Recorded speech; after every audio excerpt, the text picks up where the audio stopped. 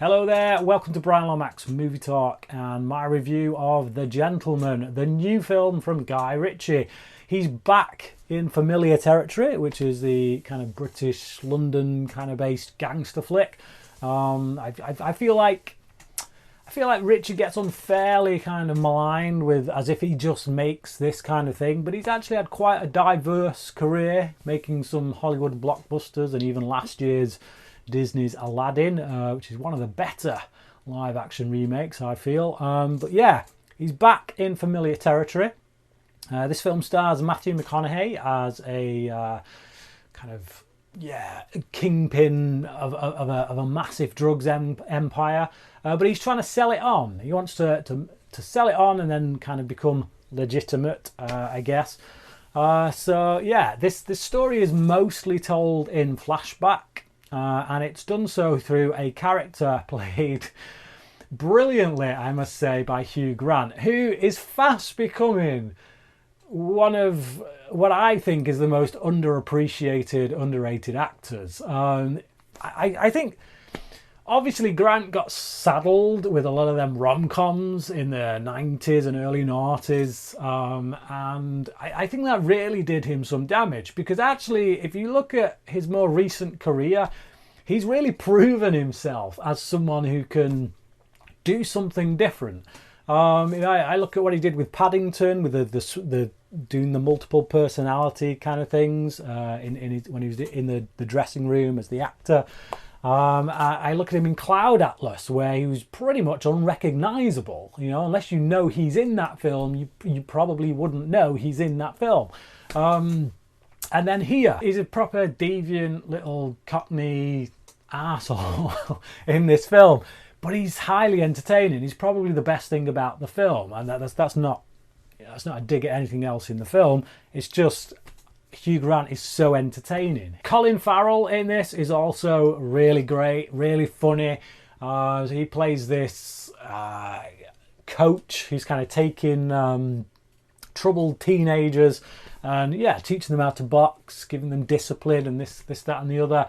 But when his students, so to speak, kind of get embroiled in all this gangster stuff, he's forced to kind of get involved himself in order to get them out of trouble. But yeah, the character that Farrell gives us on screen is just hilarious.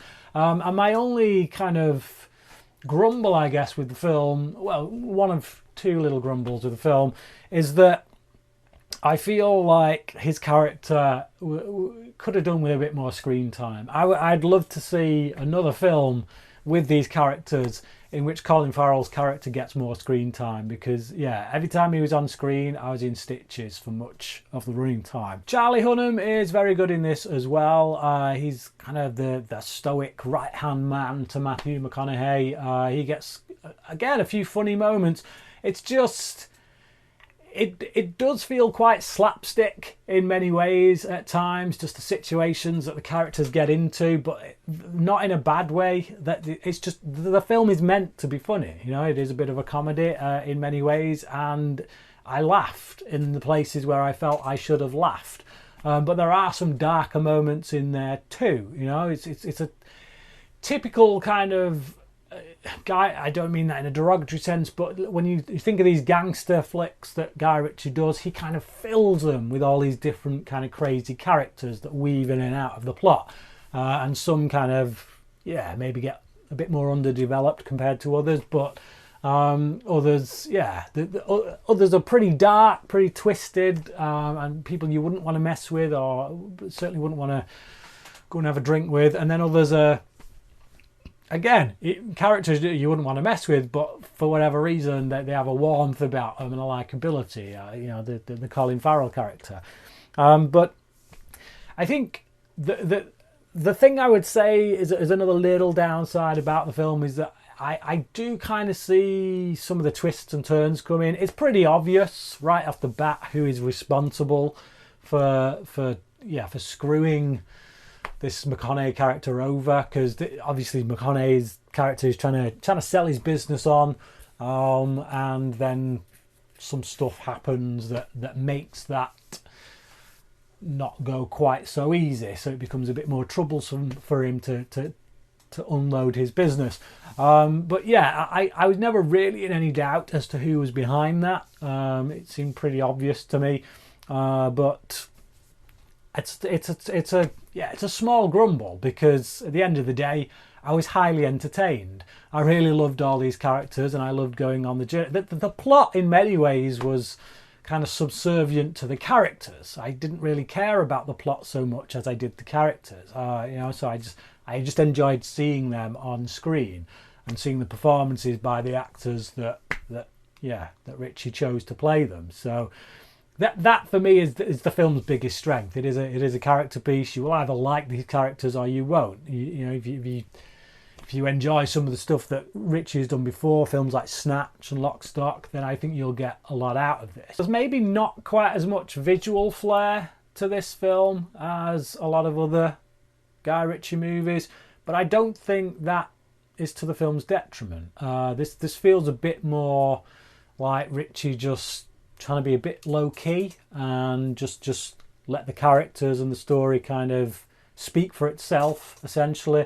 Like you look at things like King Arthur, and you look at, and even Snatch, and some of the visual tricks he plays, being really all over the place with a camera and just going full on from a director standpoint.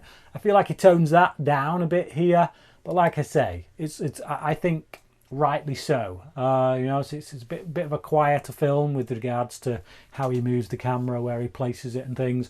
But it works. It works well. I guess it feels a bit more mature in some ways, to just let the piece speak for itself, rather than say, hey, look what I can do with the camera and the tricks I can pull, which I do like. I like that stuff as well, as someone who's interested in directing and how to make a scene more visually interesting. I am also of the Clint Eastwood school of, I do think simpler the better. If the story and the characters work on their own without all those visual tricks, then you've got a strong story with good characters. So but yeah, so like I say, Ritchie maybe not giving us as many of his visual flourishes as usual, but that doesn't bother me at all. I think what we have here is a director who has obviously done quite a few big budget Hollywood movies for the past few years. You think the Sherlock Holmes films, Aladdin, which was massive, quite frankly, as far as an undertaking goes. I think what we have here is a director who is taking a breather. And he's going back to what he knows, back to what he does best, keeping it simple and just enjoying himself and getting away from those blockbusters for a while and refreshing. And I think that shows in this work, because he's having a blast and the people he's working with are also clearly having a blast. So yeah, I really enjoyed this film. Highly recommend it. Go out, check it out. Watch it for Hugh Grant, watch it for Colin Farrell, and just watch it for these crazy characters that, yeah. I won't tell you where it goes, but it's fun. It's a good ride. I'll give it a 4 out of 5. If you have seen it, let me know what you think about it, and let me know where you kind of put it in your ranking of Guy Ritchie films. And what do you prefer from Ritchie? Do you prefer his gangster stuff, his London gangster stuff, or do you prefer the blockbusters he's done, the Sherlock Holmes, the Man from U.N.C.L.E.'s, that kind of thing? There's a nice callback to Man of U.N.C.L.E. actually in this film, where we see a poster of it in the background. But yeah, I thought that was a nice reference. But yeah, let me know what you think. Do leave your comments down below. Thanks for watching this video, and until next time, cracking.